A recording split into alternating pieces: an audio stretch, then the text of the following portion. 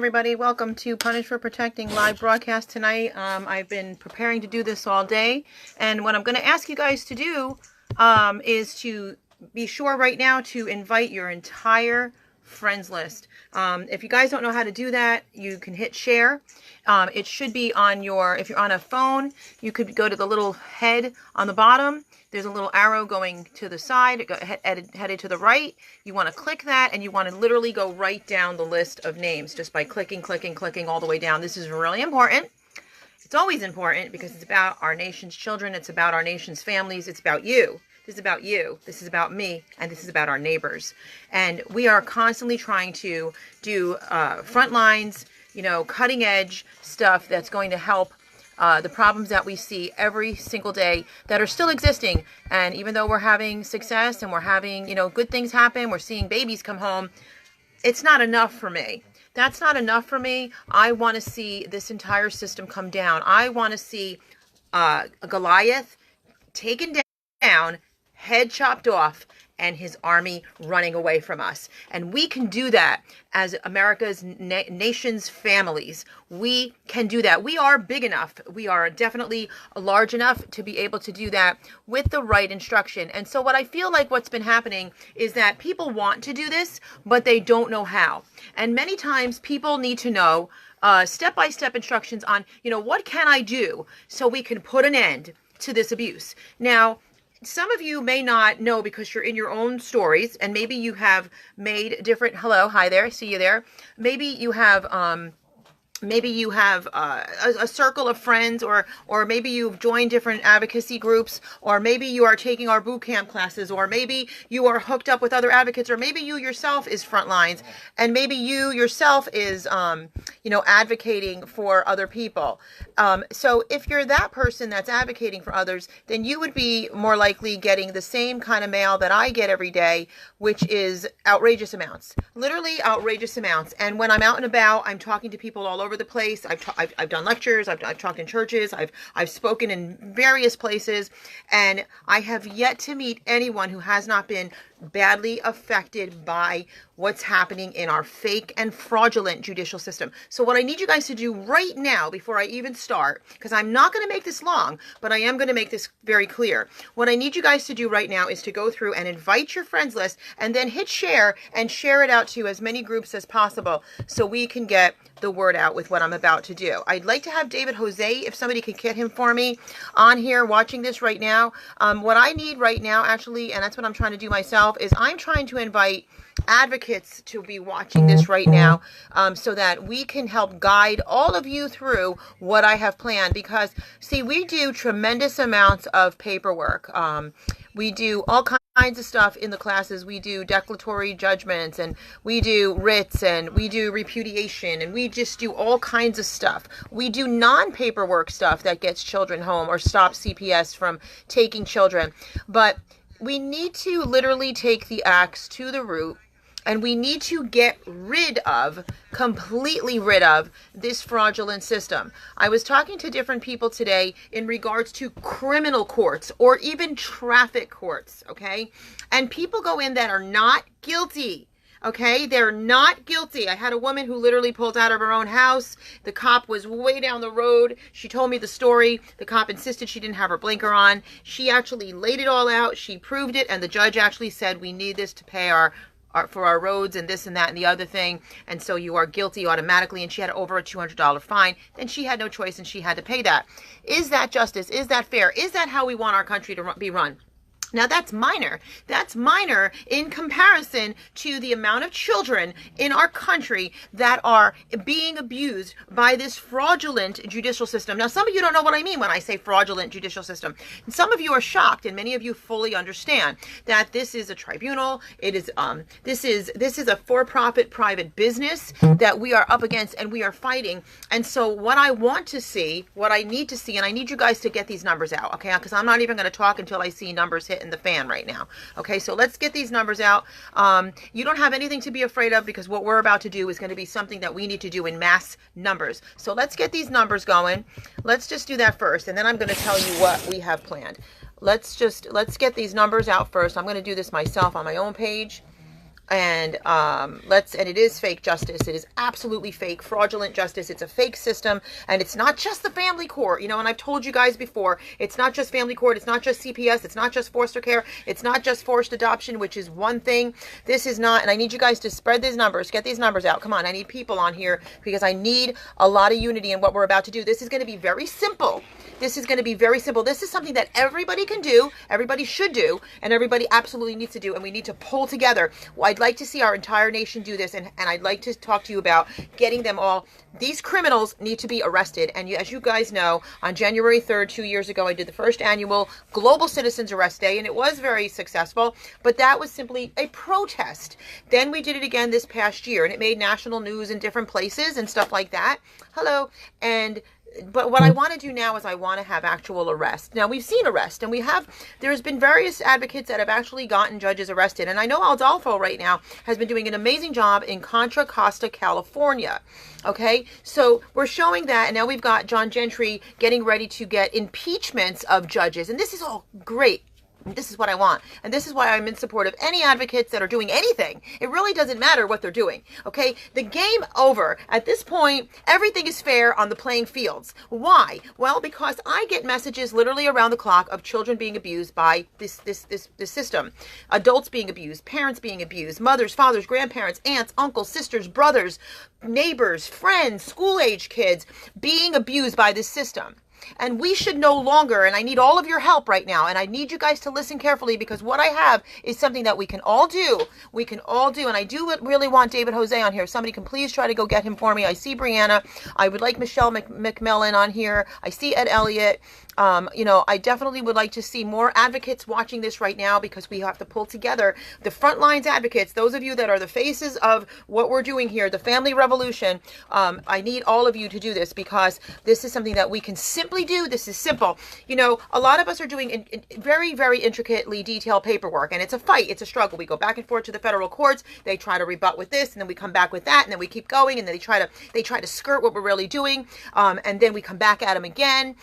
We actually have so much going on that we actually have them where they're committing felonies, okay? But before I get into that, because I don't want to get deep tonight, I want this to be simple and simplistic for everybody. Don't you guys want this to end? Don't you guys want, I'm the kind of person that I like to get from point A to point B as quick as possible, especially when I know of all the abuse that's occurring and all the child trafficking that's happening. Child trafficking, whether they're being sexually abused or not being sexually abused, they're being abused. And if they're being sexually abused, that's the worst of all.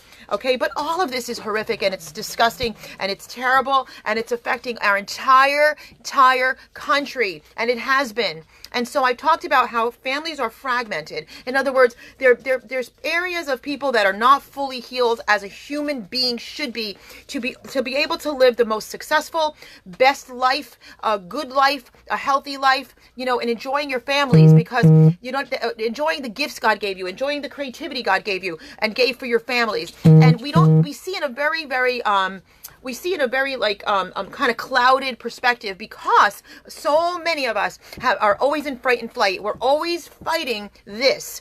We're not able to actually fulfill our dreams and our callings. Our children aren't able to. The children that are being taken through the foster care system or separated from loving families, those children don't get to be all God called them to be. We have to. This is a time for justice, okay? This is time right now that I want to see the earth shake right now. I want to see all of us pull together. I asked in my class last night, how many of you are Christians? And I'm not just speaking to Christians, but it was interesting because 100% were Christians that have had their children taken away. And I'm talking about no drug use, no domestic violence, no abuse of any kind. Okay? So we know the time and the hour in which we live. However, we are still here to take authority over this earth, and we are not supposed to bow down to man.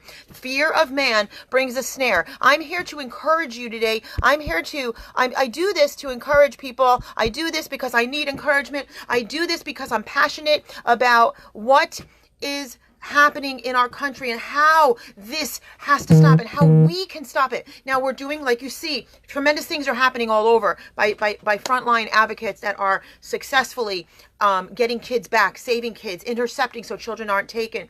It's not enough. This is not enough. I need more numbers, guys. Come on, let's pull some numbers. Let's get some people. Okay, I've definitely been attacked through Facebook, but we're going to pull these numbers tonight because this is urgent. What I have, I told you I'm not going to keep it long. I'm just going to make it very simple, and then we're going to move forward together. We're going to do this, but I need every single person that's watching right now. Don't turn that dial. Don't get off here right now. I need you. I've been thinking about this, praying about this, planning this for 2 years. We're doing like massive paperwork, okay? And things are happening, but I feel like we can get there faster, especially with all the groups out there, all the exposure, all the public awareness that's been raised, all the attention that is on this now. Here's the thing, and this is what I want to tell you guys. Please bring in numbers. We need more numbers, and I need anybody that hasn't heard the beginning of this and you're just coming on to go back and watch this. I'm going to keep it short and sweet so that you all get it and how urgent this is. I keep telling everybody this is urgent. That's why there's so many hindrances that come from every direction to stop this voice from getting out there. This voice is the children's voice. This voice is the voices that have been silenced. This voice that you're hearing, and we're talking about this, and some people might be like, I don't want to hear about family court no more. I don't want to hear about CPS anymore. You have to, because this is affecting every family in our country. This is affecting the health and safety of our country. This is affecting the mental health of our country. This is affecting the futures of you that's watching, adults that are watching, elderly that is watching, young people that are watching. This is affecting you. It doesn't matter if you come from a really prominent family with a lot of money. I promise you, some of you already know, this is affecting you. It affects everybody. It affects everyone. So many reasons this affects, not just what we see as the obvious, okay? It affects because God has a calling on people's lives to become something great or to literally enjoy a blessed life, not to constantly be in fight and flight, not to constantly be upset, not to constantly be worrying, not to constantly be looking over your shoulder, not to constantly being concerned if your child has a fever that they're going to surround your home in the middle of the night and take your kids. This is not how God wants us to live. But what happened there? There's always a reason that we suffer consequences. There's always a reason that when we ask a question, there's an answer for it. I've asked that question for years. Why are these judges doing this? Why are they making these decisions? And we've learned why. Private, for-profit, business, tribunal, courts, not real courts. Nobody voted for them. Nobody voted for CPS. Why though? Why? Keep going back to why.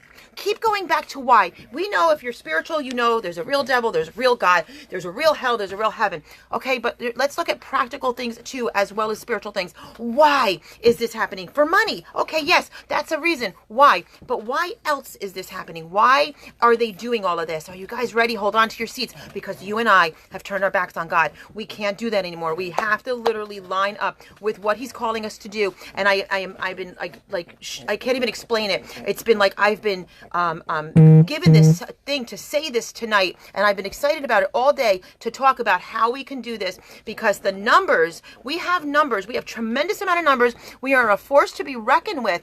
We should be, the family revolution should be feared. We should be, at this point, we should be feared. And I'm going to give you an example. The mom that was sitting on the floor in the Social Security office, now you've seen what happened, those of you that know in New York, she has the keys to New York City. Congress bowed down and apologized to her, just like I said.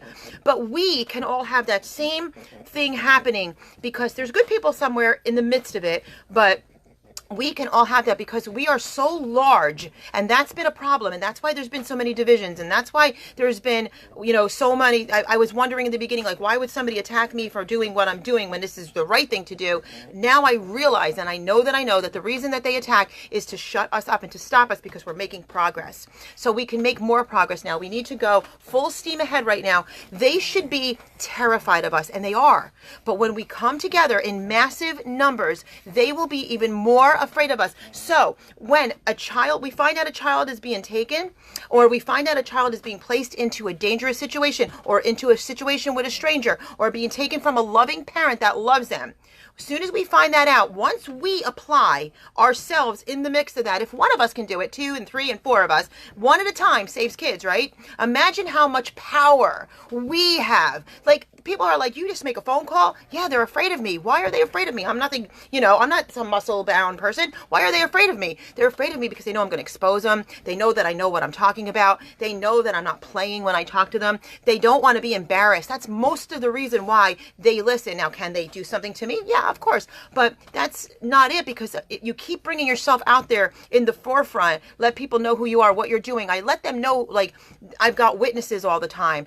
Then there's things that we can do, a lot of wisdom that we use, but we are seriously, they fear us. I'm trying to tell people this for a very long time. They fear us.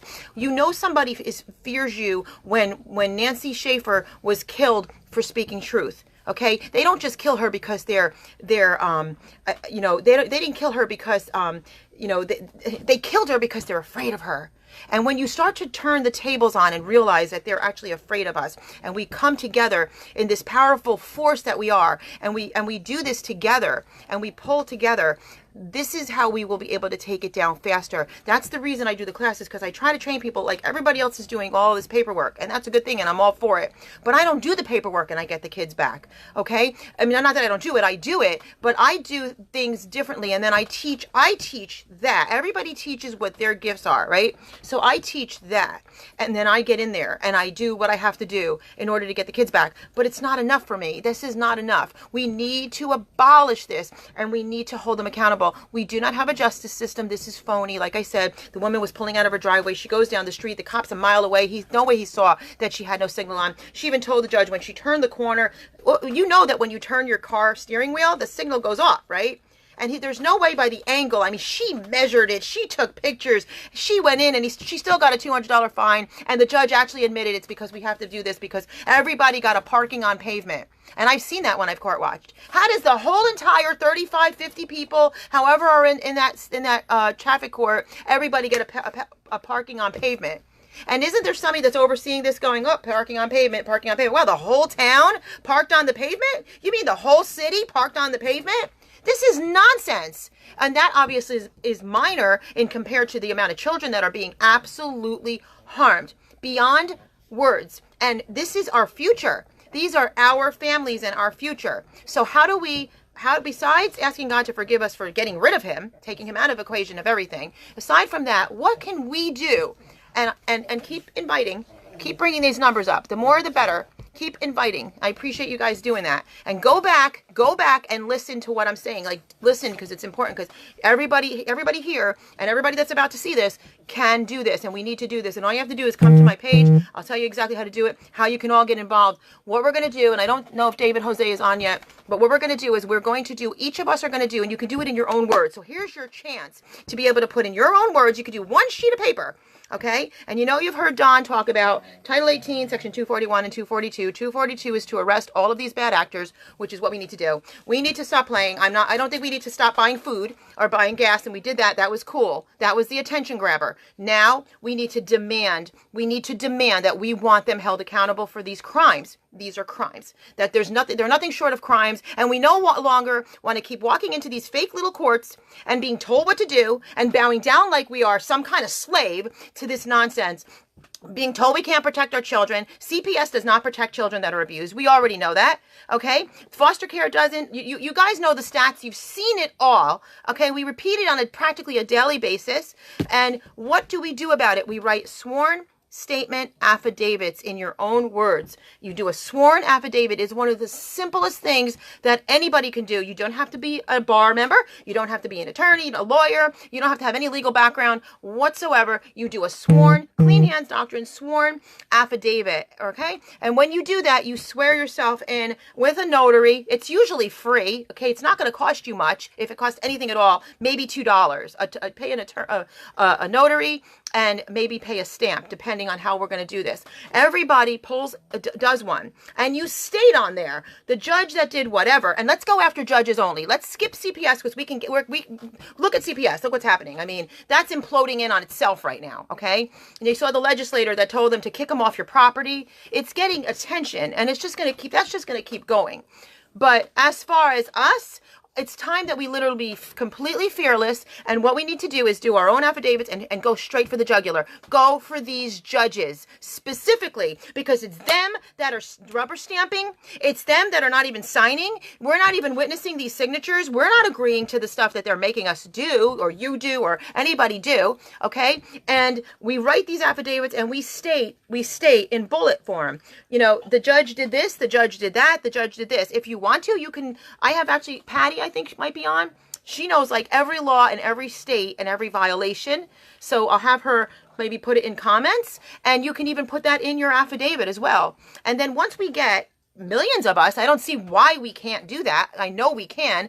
Once we get that many, and like I said, this is going to be short. I like to do them shorter these days.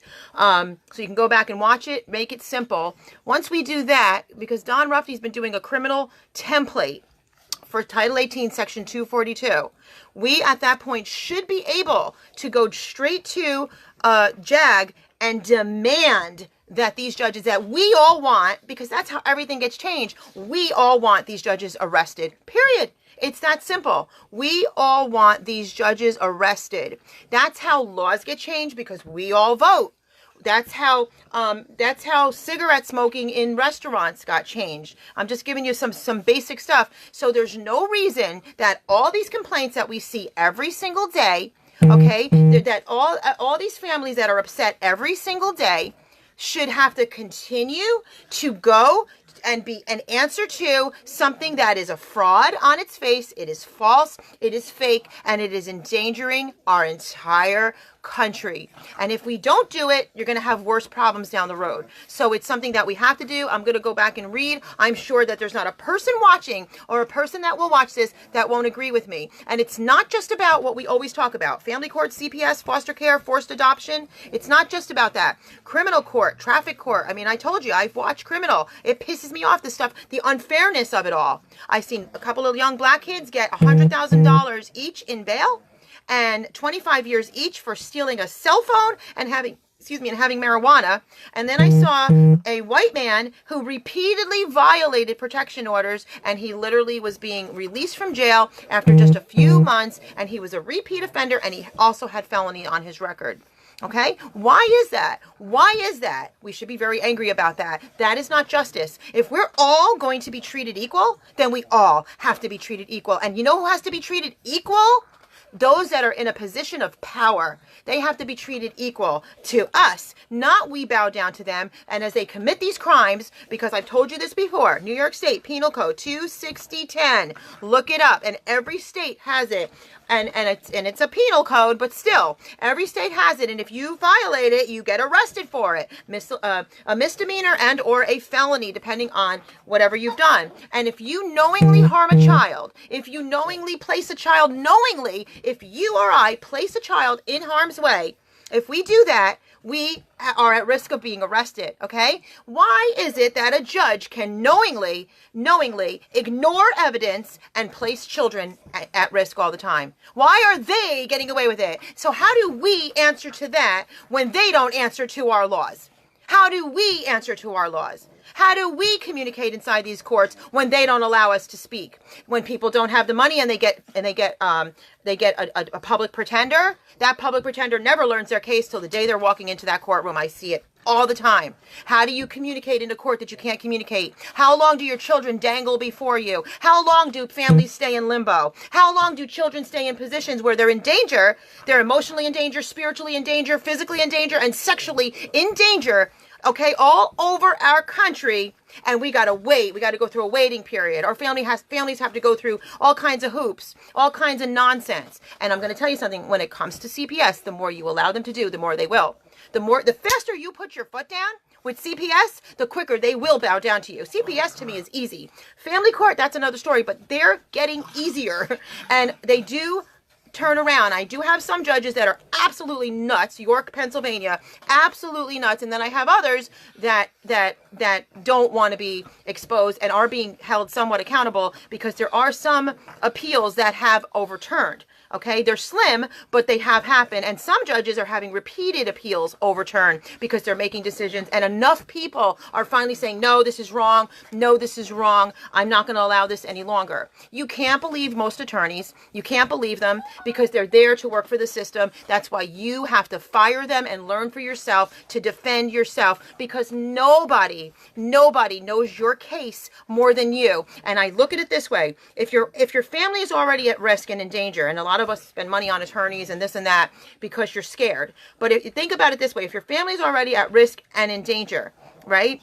What better chance are you going to have if it's 50-50 with an attorney and then you give all your money, or it's 50-50 with you and you don't give the money, but you know your case better than them and you know that you're going to speak up for yourself, then they're not. It's kind of a no-brainer. So you get built up, you get equipped, and you learn what you can do when you get inside some of these phony courts so that you can indeed defend yourself, and at least you can come out fighting. At least you can have it in, you can have the layers of what I call building up a case. So you do layer upon layer upon layer. And what we're doing is you dismantle all the lies that they tell, all the false allegations, and you pull them out, basically. Right? Attorneys don't do that. And then you layer it with the truth, right? And then you have an actual record. Then you have an actual record. Then you have a leg to stand on when you get to the higher courts to fight them. The courts set it up, the lower ones, so that they screw you up so bad, they trap you so bad, they tie your hands up so bad, they lie about you so bad to cover themselves up, that when you go higher, even as right as you are, nobody wins, because down here on this level, the attorneys, the public pretenders, the paid attorneys, it doesn't matter, do such a number to work with the court to keep it the way it is. That's why they'll tell you don't go live. They'll tell you don't go public. They'll tell you don't go to the media. They'll tell the media don't take these stories. That's why they'll use the excuse that it's confidential. It's not confidential. This is not confidential. When they're destroying your children and your families, all games are off. I mean, when a child is abducted, is it confidential any longer? No, you have to know the shoe size of the child, the color hair, the eye color, the age, everything, right? Where they live, everything. You have to know. It's a picture. It's everything. Except if they run away, of course. Then they don't care about those children. And that's another thing. If the CPS is supposed to be there to protect kids, which we know they're not, and if they're stealing these kids and putting them into foster care, but when foster care kids run away, nobody goes looking for them. But wait a minute. I thought you were protecting them in the first place. That's why you took them away from their family. That's why you put them here. Now they ran away. Now you don't look because it's not a runaway. A runaway is not an abduction, and an abduction doesn't constitute an Amber Alert. But if a child is abducted, then it constitutes an Amber Alert. Like, which is it? We can't have it both ways and always. It's either right or wrong, So, and we're either protecting these kids or not. And you have the complete contradiction of what CPS is supposed to be, which it doesn't follow. And then you've got the judges that if you or your family is somewhat in danger, someone is abusive in the family or whatever, the family court places the children, as we always know, with the worst possible parent, and then the good parent is always fighting for their children, always constantly fighting for their children, and getting either no access or very limited access to their own kids, right? And then the latest, not the latest, but the latest is like ripping up marriages. But the other is taking them out of taking parents where they can't go to the school, they can't get their children's education, they can't get their children's medical records. Like, just that alone should be enough for this entire country to be so angry and so pissed off that this should not happen. We already know that they're not taking children from abusive people, mothers with heroin needles in their arms. They don't care about that. They'll sit there all day and they'll wait till she rehabilitates and keep giving the kids back to her. We see that crap all the time, right? So they don't care about the safety and the welfare of the children. It's how much money can we bring in and how long do we have this family for? How long can we continue to destroy this family? All right. But it's destroying everything in our country. And the way we stop it is affidavits, and then criminal complaints demanding, not asking, not a motion, can you please, not please, I'm going to beg you to please. No, we have to make our law enforcement in every single state work. And how do we do that? Mass numbers. So I'm going to end it here. I don't want to go long. I don't even know what I did. Maybe 20 minutes. Good enough. That's enough. Come to me. Go to the website. It'll be posted.